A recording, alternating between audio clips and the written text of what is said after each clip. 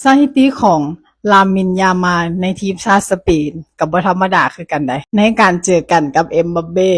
ชนะเอ็มบัปเป้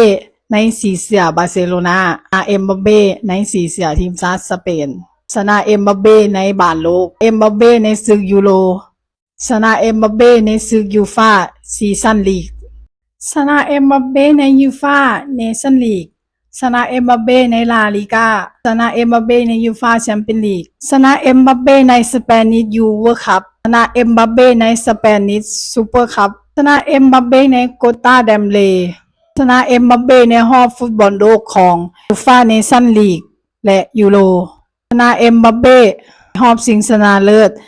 สเปนิชซูเปอร์คัพและโกปาเดมเล